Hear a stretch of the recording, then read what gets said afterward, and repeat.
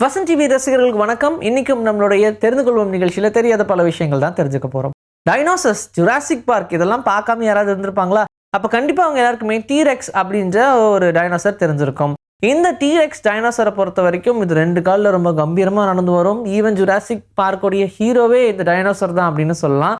அப்படி இருக்கும்போது இந்த டீரெக்ஸ் பார்க்கறதுக்கு நம்ம ஜுராசிக் பார்க்கில் பார்த்த மாதிரி மட்டும் இல்லாமல் சைனாவில் ஒரு ஸ்கெலிட்டனை கண்டுபிடிச்சாங்க. அந்த ஸ்கெலிட்டன் அது டீரெக்ஸோடதுன்னு கன்ஃபார்ம் ஆனதுக்கு அப்புறமா தான் ஒரு ஷாக்கே இருந்துச்சு. ஏன்னா அந்த டீரெக்ஸ்க்கு ஃபெதர்ஸ் இருக்கிறத பார்த்துருக்காங்க. அப்படின்னா டைனோசருடைய எவாலுவேஷன்லையுமே இந்த மாதிரி ஒரு மாற்றம் வந்திருக்கு அப்படின்னு சொல்கிறாங்க. அண்ட் அப்போ டீரெக்ஸுக்கு ஃபெதர் இருக்கிறது உண்மைதான். நாளடைவில் அந்த ஃபெதர் அது யூஸே பண்ணாததுனால அப்படியே கொஞ்சம் கொஞ்சமாக அந்த ஃபெதர் அதுக்கு காணாமல் போயிடுச்சு அப்படின்னு சொல்கிறாங்க. ஈவன் அப்படி அந்த ஃபெதர் இருந்த ஸ்கெலிட்டனை கண்டுபிடிச்சதுக்கு அப்புறமா தான் டீரெக்ஸ்க்கு ஃபெதர் இருக்கா அப்படின்ற ஷாக்கே சயின்டிஸ்ட்க்கு வந்துச்சு. புழு எல்லாத்தையும் நம்ம 2 துண்டாக கட் பண்ணுறோன்னு வச்சுக்கோங்க. அதால் ரீஜென்ரேட் ஆக முடியும் அப்படின்னு சொல்கிறாங்க. அதாவது மறுபடியும் அந்த 2த்துக்குமே உயிர் வரும் அப்படின்றதான் உண்மை. ஆக்சுவலாக இது நிறைய பிளாட்ஃபார்ம்ஸில் நடக்கும். அதுக்குன்னு எல்லா புழுவையும் கட் பண்ணால் அது திரும்ப ரீக்ரோ ஆகும் அப்படின்னு நம்ம சொல்ல முடியாது. பிளாட்ஃபார்ம்ஸ்லேயுமே ஒரு சில வகையான வார்ம்ஸால் மட்டும்தான் ரீக்ரோ ஆக முடியும். உதாரணத்துக்கு பிளானரியன் அப்படின்ற ஒரு பிளாட்ஃபார்ம் இருக்குது. இந்த புழுவை நீங்கள் எந்த ஆங்கிளில் கட் பண்ணாலும் சரி, சின்ன சின்ன டிஷ்யூஸ் இருந்துச்சுன்னா போதும், அது திரும்ப ரீக்ரோ ஆக ஆரம்பிச்சிடும். இதை வச்சும் ஹியூமன்ஸுக்கு இதே மாதிரியான எபிலிட்டியை கொண்டு வர முடியுமா அப்படின்னு ரிசர்ச்லாம் பண்ணாங்க. அண்ட் நம்ம பார்த்த நிறைய திரைப்படங்களுக்கு இந்த மாதிரியான விஷயங்களை தான் எக்ஸாம்பிளாகவே எடுப்பாங்க. 71 வயசு இருக்கிற ஒரு ஓல்டு மேன், இவரை வச்சு ஒரு ரிசர்ச் பண்ணாங்க. இவரால் வாய் பேச முடியாது. இவர் தூங்கிட்டு இருக்கும்போது நல்ல ரேப்பிடான ஒரு ஐ மூமெண்ட் இருக்கிறத பார்த்துருக்காங்க இவங்களுடைய ரிலேஷன்ஸ்லாம். அதுக்கப்புறமா கொஞ்சம் கொஞ்சமாக இவர் சைன் பண்ண ஆரம்பிச்சிருக்காரு. அவரால் பேச முடியாதுன்றதுனால எல்லாருக்கிட்டையுமே சைன் லாங்குவேஜில் தான் கன்வே பண்ணுவார். அப்படி இவர் கன்வே பண்ணுறதை பார்த்ததுக்கப்புறமா ஒரு அளவுக்கு அவங்களுக்கு புரிய வந்தது இவர் காணக்கூடிய கனவை சொல்ல விரும்புகிறாரு அப்படின்னு. ஆக்சுவலாகவே நம்ம ஒரு வேளை ஏதாவது கனவு காண்றோம்னு வச்சுக்கோங்க, அந்த கனவை சொல்கிறது ரொம்ப கஷ்டமாக இருக்கும்ல.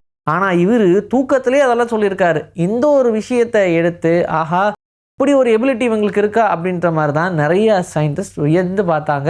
ஈவன் இவங்களை வச்சு தனியாக ரிசர்ச் எல்லாம் பண்ணாங்க.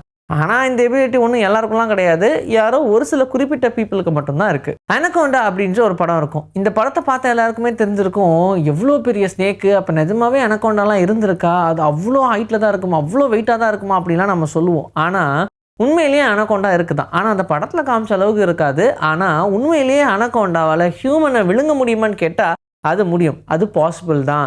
ஏன்னா அதுக்கு ரொம்ப ஸ்ட்ரக்சபிளான ஒரு பாடி, அதுவே தான் சுருங்கி இருக்கு.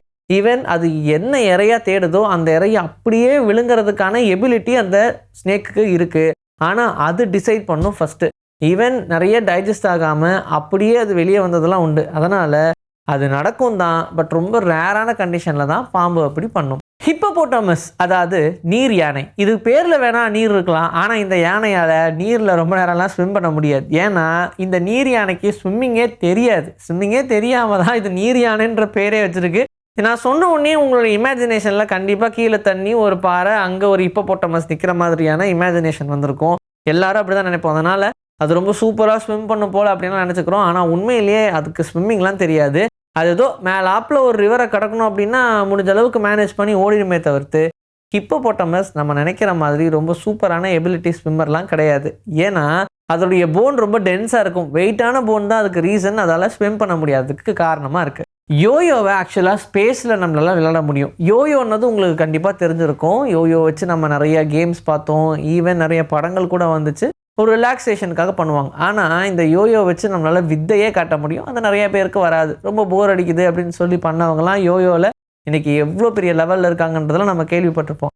இந்த யோயோவை நம்மளால் ஸ்பேஸில் ஒர்க் பண்ண முடியுன்றத ஒரு ஆஸ்ட்ரோனட் ப்ரூவ் பண்ணியிருக்காரு. 2012 நாசாவை சேர்ந்த டான் பெட்டட் அப்படின்ற ஒருத்தர் இந்த யோயோவை ஸ்பேஸில் ப்ளே பண்ண முடியும் அப்படின்றத ப்ரூவ் பண்ணுறதுக்காக அதை எடுத்துகிட்டு போய் டெமான்ஸ்ட்ரேட்லாம் பண்ணாங்க. ஈவன் அதை வச்சு அவர் நிறைய வித்தையும் காமிச்சாங்க. அப்போ தான் ஒரு விஷயம் புரிஞ்சுது, அந்த யோயோவுடைய லாவே வேறு. அதுக்கு கிராவிட்டி அப்படின்ற ஒரு விஷயம் ரொம்ப அவசியமே கிடையாது. அது டோட்டலாகவே வேறு கான்செப்டில் செயல்படுது அப்படின்றதையும் ப்ரூவ் பண்ணார். நம்ம பாடியில் அரிப்பு வருது, இச்சஸ். இந்த இச்சஸ்லாம் வரதுக்கான ரீசன் என்ன அப்படின்னு பார்த்தோம்னா நம்மளுடைய பாக்டீரியாஸ் தான் சொல்கிறாங்க. ஆக்சுவலாக அங்கே ஒரு கொசு கடிக்குதுன்னு வச்சுக்கோங்க.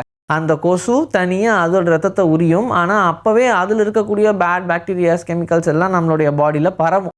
இப்போது அந்த இடத்துல கொசு கடிச்சிருச்சு அப்படின்றது மட்டும் இல்லாமல் அந்த இடத்துல எந்த ப்ராசஸ் நடந்தாலும் சரி அது நர்வ்ஸ் வழியாக நம்மளுடைய பிரெயினுக்கு ட்ராவல் ஆகும். இந்த மாதிரி ஒரு கெமிக்கல் வந்துருச்சு அப்படின்னு சொல்லி, இது நம்ம பாடிக்கு தேவையில்லாது அப்படின்னு சொல்லி தனியாக நமக்கு இன்டிமேட் பண்ணும்.